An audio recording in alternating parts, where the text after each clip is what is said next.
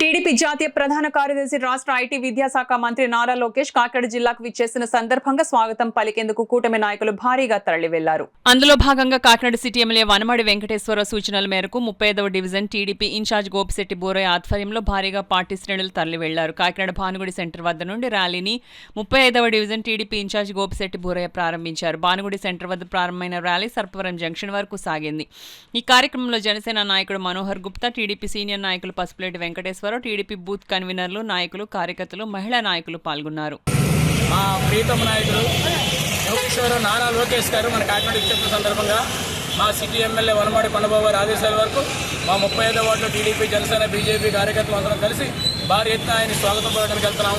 ఎందుకంటే అభివృద్ధి కార్యక్రమంలో ఆయన విద్యాశాఖ మినిస్టర్గా తీసుకున్న తర్వాత అభివృద్ధి కార్యక్రమంలో మన రాష్ట్రం ముందడుగులో ఉంది. విదేశాలలో కూడా ఆయన మంచి మనకి పిల్లల జాబుల నిమిత్తం కూడా మంచి హార్డ్ వర్క్గా చేస్తున్నారు. కాబట్టి మొట్టమొదటిసారి మన కాకినాడ ఇచ్చేస్తున్న సందర్భంగా మీ అందరం కూడా ఆయన జనస్వాగతం పలకడానికి మా ప్రీతమ నాయకు సిటీ ఎమ్మెల్యే ఆదేశాల మేరకు మేము అందరం కలిసి ఇక్కడ నుంచి ర్యాలీగా బయలుదేరి మా 35వ వార్డు నుంచి ర్యాలీగా బయలుదేరి అక్కడికి వెళ్తున్నాం. నా పేరు